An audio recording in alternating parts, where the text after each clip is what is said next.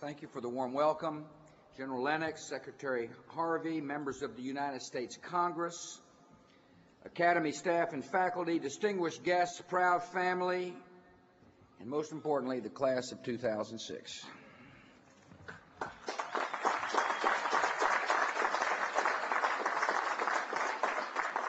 On the way in, General Lennox showed me what you did to his car.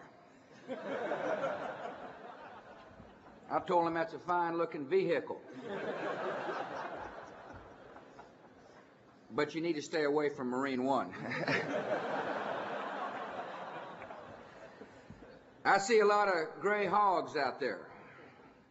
A few centurymen, too. During your 4 years at this academy, I'm told there are about 18,000 opportunities to be late for class, drill, march, or inspection. And many of you availed yourselves of those opportunities. Others got written up just for having bad haircuts. No matter what reason you got slugged, help is on the way.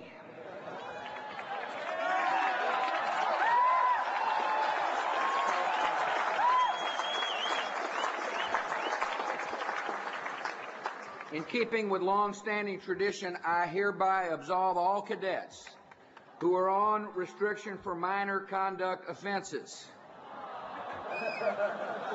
I leave it to General Lennox to define exactly what minor means. It's a privilege to stand before the future leaders of the United States Army.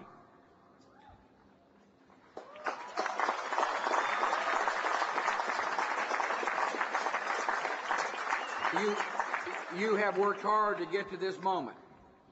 You've survived the hardest beast on record. The best summer of your lives in Buckistan. Countless hours in the House of Pain. In 4 years, you've been transformed from beanheads to yucks to cows and firsties.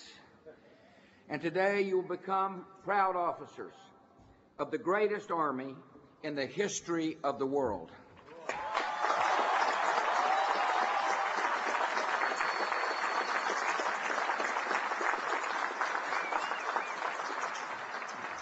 Your teachers are proud of you, your parents are proud of you, and so is your Commander-in-Chief. Congratulations on a fantastic achievement.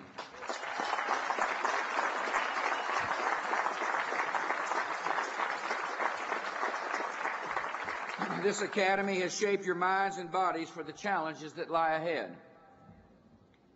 You worked hard in the classroom and on the playing fields to prepare for the rigors of combat.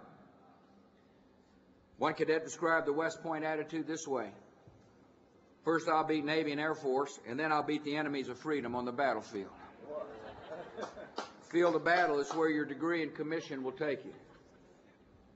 This is the first class to arrive at West Point after the attacks of September the 11th, 2001. Each of you came here in a time of war, knowing all the risks and dangers that come with wearing our nation's uniform. And I want to thank you for your patriotism, your devotion to duty, your courageous decision to serve. America is grateful and proud of the men and women of West Point.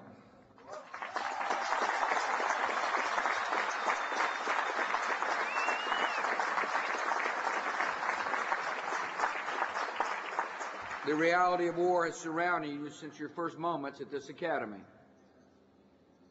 More than 50 of your fellow cadets here at West Point have already seen combat in Afghanistan and Iraq. And 34 times since your class arrived, you have observed a moment of silence in Washington Hall to honor a former cadet fallen in the War on Terror. Each loss is heartbreaking, and each loss has made you even more determined to pick up their mantle, to carry on their fight, and to achieve victory. We will honor the memory of those brave souls.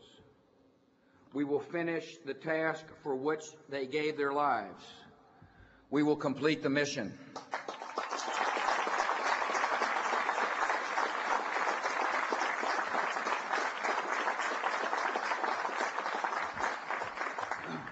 West Point has adapted to prepare you for the war you're about to enter.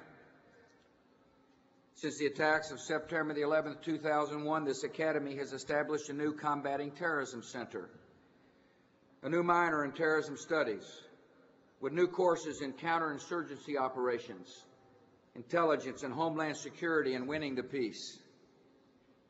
West Point has expanded Arabic language training, has hired new faculty with expertise in Islamic law and culture, brought in members of the 101st and 82nd Airborne to train you and share their experiences on the front lines in Iraq and Afghanistan. And each of you endured grueling Saturday training events where you practiced identifying IEDs, conducting convoy operations, and running checkpoints. By changing to meet the new threats, West Point has given you the skills you will need in Afghanistan and Iraq, and for the long war with Islamic radicalism that will be the focus of much of your military careers. This academy went through a similar period of change 6 decades ago at the end of World War II.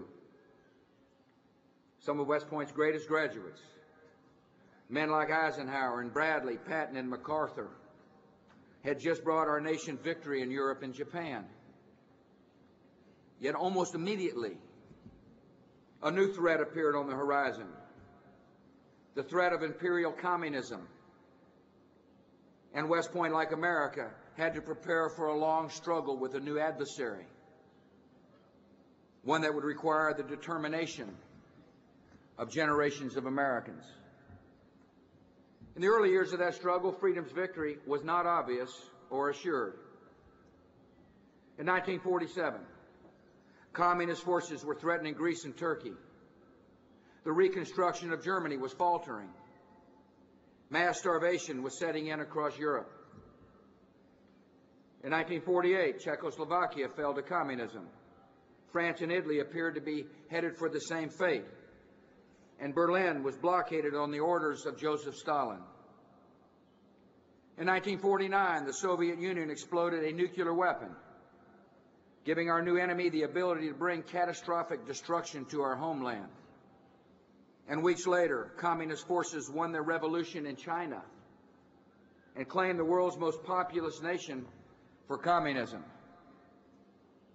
And in the summer of 1950, 7 North Korean divisions poured across the border into South Korea, marking the start of the first direct military clash of the Cold War. All of this took place in just the first 5 years following World War II. Fortunately, we had a president named Harry Truman who recognized the threat, took bold action to confront it, and laid the foundation for freedom's victory in the Cold War. President Truman set a clear doctrine. In a speech to Congress, he called for military and economic aid to Greece and Turkey and announced a new doctrine that would guide American policy throughout the Cold War. He told the Congress, "It must be the policy of the United States to support free peoples who are resisting attempted subjugation by armed minorities or by outside pressures." With this new doctrine, and with the aid to back it up, Greece and Turkey were saved from communism, and the Soviet expansion into Southern Europe and the Middle East was stopped. President Truman acted boldly to confront new adversaries. When Stalin tested America's resolve with a blockade of Berlin, President Truman launched the Berlin Airlift, delivering supplies to the besieged city, forcing the Red Army to back down, and securing the freedom of West Berlin. Later, Truman again responded to communist aggression with resolve, fighting a difficult war in Korea. The Korean War saw many setbacks and missteps and terrible losses. More than 54,000 Americans gave their lives in Korea. Yet in the end, communist forces were pushed back to the 38th parallel, and the freedom of South Korea was secure. President Truman acted boldly to help transform old adversaries into democratic allies. In Asia, his administration led the effort to help Japan change from a nation that had launched a surprise attack on America into a thriving democracy and steadfast ally. In Europe, he launched the Marshall Plan, an unprecedented effort to help Germany and other nations in Europe recover from war and establish strong democracies. The Marshall Plan cost about $100 billion in today's dollars, and it helped to save Western Europe from Soviet tyranny and led to the emergence of democratic allies that remain indispensable to the cause of peace today. President Truman transformed our alliances to deal with new dangers. After World War II, he led the effort to form the North Atlantic Treaty Organization, the first peacetime alliance in American history. NATO served as a military bulwark against communist aggression and helped give us a Europe that is now whole, free, and at peace. President Truman positioned U.S. forces to deal with new threats. Despite enormous pressure to bring our troops home after World War II, he kept American forces in Germany to deter Soviet aggression and kept U.S. forces in Japan as a counterweight to communist China. Together with the deployment of U.S. forces to Korea, the military footprint Truman established on two continents has remained virtually unchanged to this day and has served as the foundation for security in Europe and in the Pacific. President Truman launched a sweeping reorganization of the federal government to prepare it for a new struggle. Working with Congress, he created the Department of Defense, established the Air Force as a separate military service, formed the National Security Council at the White House, and founded the Central Intelligence Agency to ensure America had the best intelligence on Soviet threats. President Truman made clear that the Cold War was an ideological struggle between tyranny and freedom. At a time when some still wanted to wish away the Soviet threat, he brought Winston Churchill to Missouri to deliver his famous Iron Curtain speech. And he issued a presidential directive called NSC 68, which declared that America faced an enemy animated by a new fanatic faith and determined to impose its ideology on the entire world. This directive called on the United States to accept the responsibility of world leadership and defend the cause of freedom and democracy. And that's exactly what the United States did. By the actions he took, the institutions he built, the alliances he forged, and the doctrines he set down, President Truman laid the foundation for America's victory in the Cold War. As President Truman put it towards the end of his presidency, when history says that my term of office saw the beginning of the Cold War, it will also say that in those 8 years we set the course that can win it. His leadership paved the way for subsequent presidents from both political parties, men like Eisenhower and Kennedy and Reagan, to confront and eventually defeat the Soviet threat.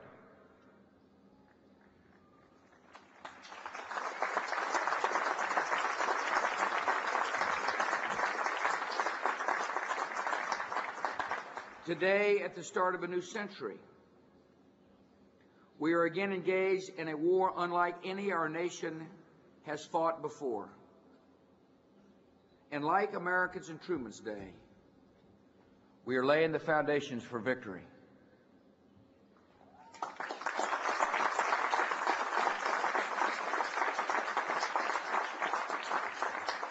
The enemies we face today are different in many ways from the enemy we faced in the Cold War.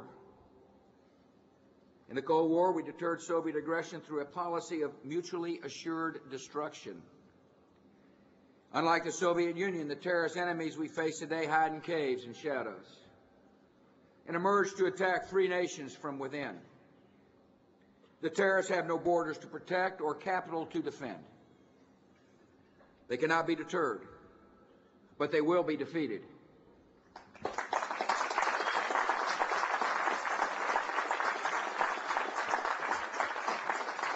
America will fight the terrorists on every battlefront, and we will not rest until this threat to our country has been removed.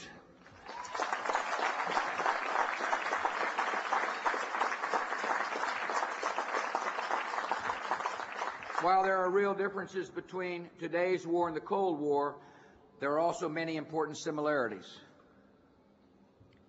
Like the Cold War, we are fighting the followers of a murderous ideology that despises freedom, crushes all dissent, has territorial ambitions, and pursues totalitarian aims. Like the Cold War, our enemies are dismissive of free peoples, claiming the men and women who live in liberty are weak and lack the resolve to defend our way of life. Like the Cold War, our enemies believe that the innocent can be murdered to serve a political vision. And like the Cold War, they're seeking weapons of mass murder that will allow them to deliver catastrophic destruction to our country.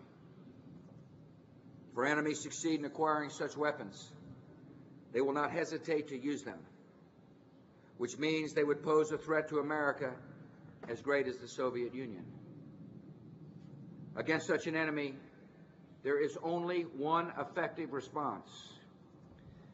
We will never back down, we will never give in, and we will never accept anything less than complete victory.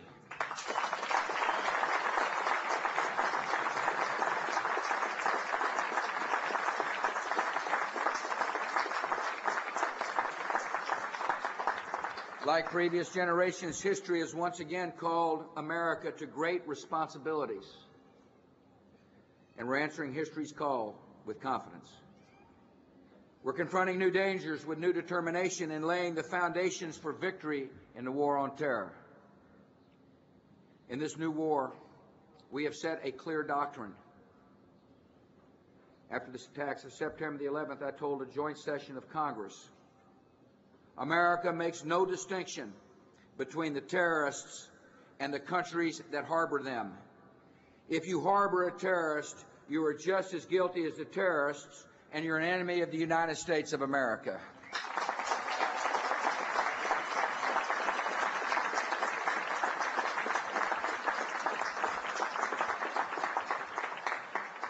In the months that followed, I also made clear the principles that will guide us in this new war.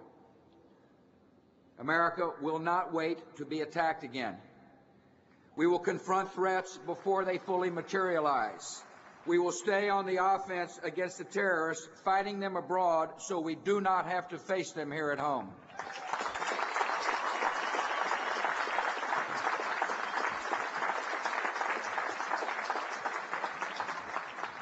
In this new war, we have acted boldly to confront new adversaries. When the Taliban regime in Afghanistan tested America's resolve, refusing our just demands to turn over the terrorists who attacked America, we responded with determination. Coalition forces drove the Taliban from power, liberated Afghanistan, and brought freedom to 25 million people.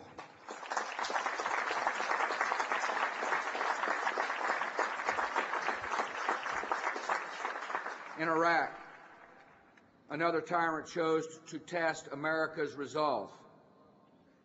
Saddam Hussein was a dictator who had pursued and used weapons of mass destruction. He sponsored terrorists, invaded his neighbors, abused his people, deceived international inspectors, and refused to comply with more than a dozen United Nations resolutions.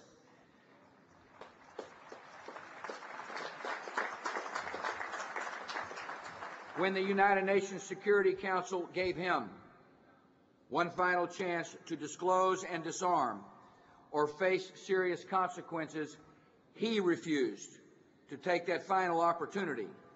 So coalition forces went into Iraq and removed his cruel regime. And today, Iraq's former dictator is on trial for his crimes, and America and the world are better off because Saddam Hussein is no longer in power. Afghanistan recover from the ruins of tyranny. In Afghanistan, the terror camps have been shut down.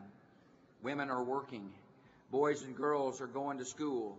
And Afghans have chosen a president and a new parliament in free elections. In Iraq, the people defied the terrorists and cast their ballots in 3 free elections last year. And last week, Iraqis made history when they inaugurated the leaders of a new government of their choosing under a constitution that they drafted and they approved. With the formation of this unity government, the world has seen the beginning of something new, a constitutional democracy in the heart of the Middle East.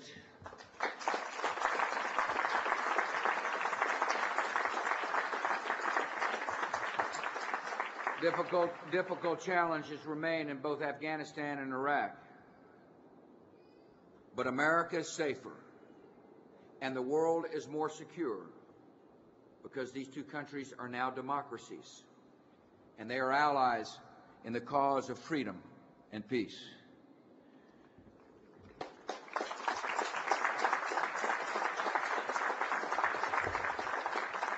In this new war, we have forged new alliances and transformed old ones for the challenges of a new century. After our nation was attacked, we formed the largest coalition in history to fight the war on terror. More than 90 nations are cooperating in a global campaign to dry up terrorist financing, to hunt down terrorist operatives, and bring terrorist leaders to justice. Nations like Pakistan and Saudi Arabia that once turned a blind eye to terror are now helping lead the fight against it. And since September the 11th, 2001, our coalition has captured or killed al-Qaeda managers and operatives in over 24 countries and disrupted a number of serious al-Qaeda terrorist plots, including plots to attack targets inside the United States. Our nation is more secure because we have rallied the world to confront this threat to civilization.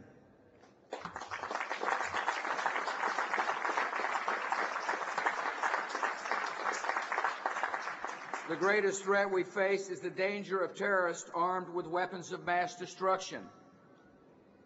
To confront this danger, we launched the Proliferation Security Initiative, a coalition of more than 70 nations that are working together to stop shipments of weapons of mass destruction on land, at sea, and in the air, and to stop them from falling into terrorist hands.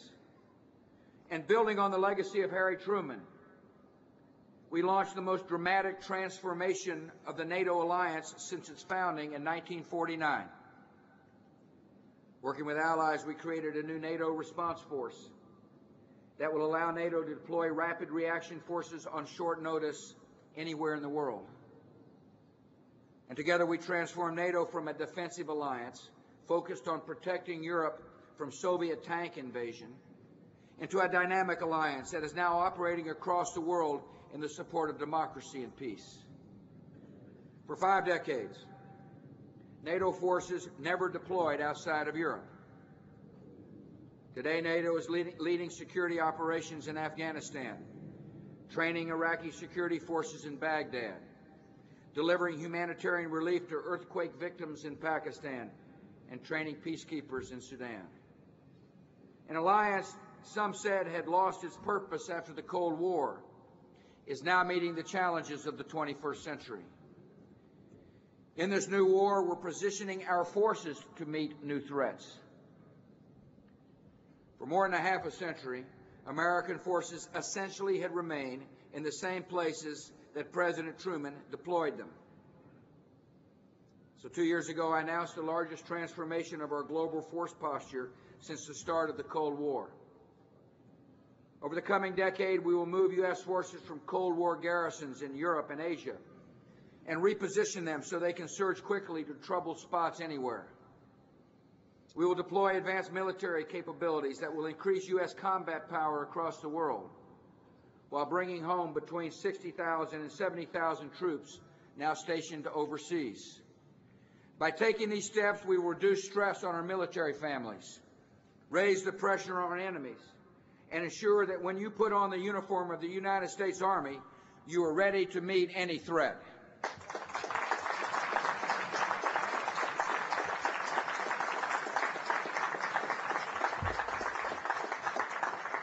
In this new war, we have undertaken the most sweeping reorganization of the federal government since the start of the Cold War. We created a new Department of Homeland Security, merging 22 different government organizations into a single department with a clear mission to protect America from future attacks. We created the new Director of National Intelligence, which has led a broad restructuring of our nation's intelligence agencies for the threats of the 21st century. We have transformed the FBI into an agency whose primary focus is stopping terrorism, and reorganized the Department of Justice to help us meet this new threat. We passed the Patriot Act, which broke down barriers that prevented law enforcement and intelligence agencies from sharing vital information on terrorist threats. At the Department of Defense, we created a new Northern Command responsible for Homeland Defense, a new Strategic Command responsible for defending America against long-range attacks. We transformed the Special Operations Command, more than doubling its budget, adding thousands of new troops, and making it the lead command in the global war on terror. And we're undertaking the largest transformation of the Army in more than 100 years. Since the turn of the last century, the Army has been organized around the division structure designed by Napoleon. Today, we're replacing that division structure with a 21st century Army built around modular brigade combat teams that will be interchangeable and available to work for any division commander. These brigades will make our Army faster and lighter and more agile and more lethal, and it will make you more effective in the defense of freedom.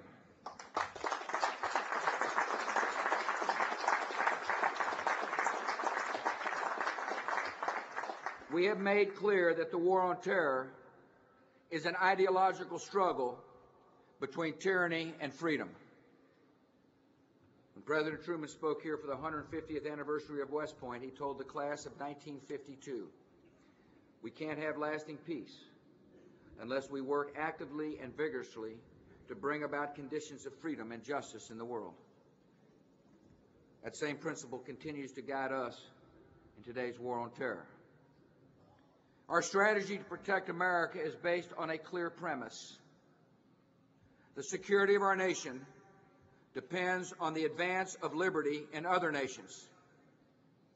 On September the 11th, 2001, we saw that problems originating in a failed and oppressive state 7,000 miles away could bring murder and destruction to our country. And we learned an important lesson. Decades of excusing and accommodating the lack of freedom in the Middle East did nothing to make us safe.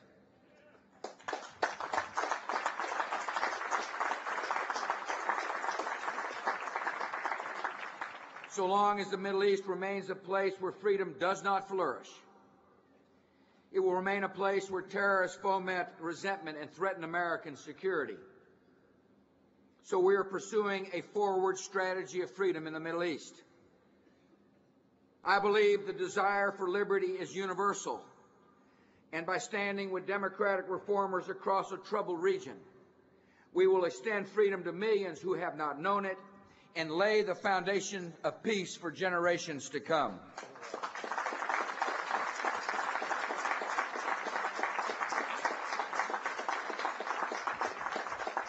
We're still in the early stages of this struggle for freedom.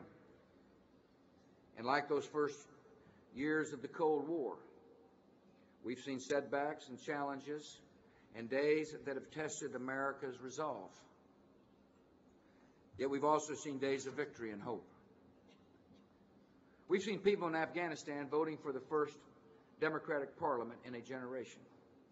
We have seen jubilant Iraqis dancing in the streets, holding up ink-stained fingers, celebrating their freedom. We've seen people in Lebanon waving cedar flags and securing the liberty and independence of their land. We've seen people in Kyrgyzstan drive a corrupt regime from power and vote for democratic change. In the past 4 years alone, more than 110 million human beings across the world have joined the ranks of the free, and this is only the beginning.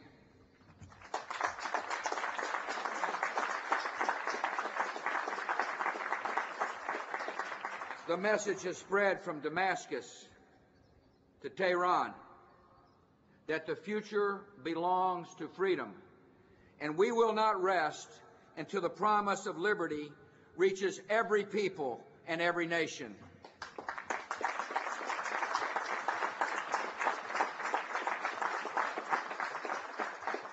Now the class of 2006 will enter the great struggle, and the final outcome depends on your leadership.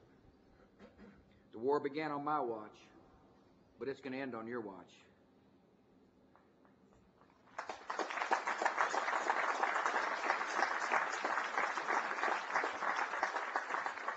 Your generation will bring us victory in the war on terror. My call to you is this: trust in the power of freedom and be bold in freedom's defense. Show leadership and courage, and not just on the battlefield. Take risks, try new things, and challenge the established way of doing things. Trust in your convictions. Stay true to yourselves. And one day, the world will celebrate your achievements.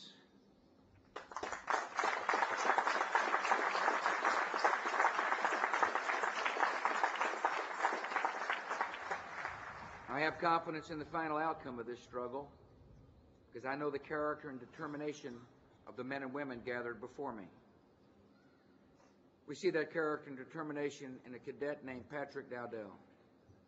It was Patrick's dream to attend West Point, and he applied straight out of high school, but he did not get in on his first try. After being turned down, he wondered if he was cut out for the academy. His father, New York fireman Kevin Dowdell, encouraged Patrick to apply again. Kevin wrote letters to his congressman on behalf of his son. And he spent long hours working with Patrick on his application right up to September the 9th, 2001. 2 days later, Kevin Dowdell raced across the Brooklyn Bridge with his fire rescue unit to the burning World Trade Towers, and he never returned. After the attack, Patrick spent months digging at Ground Zero, looking for his dad, and thinking about the dream that they had shared about his future.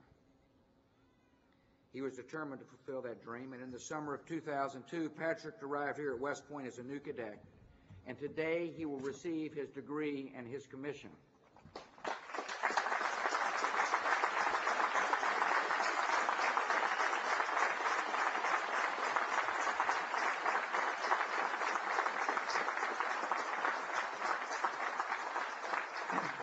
A few weeks ago, Patrick's mom, Rosellen, attended another graduation ceremony at the New York City Fire Academy, where her other son, James, followed his father's footsteps as one of New York's bravest.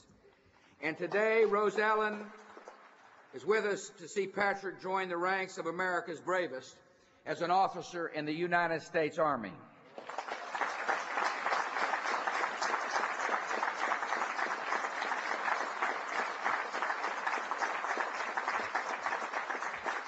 We live in freedom because young Americans like Patrick and all the cadets here today have stepped forward to serve.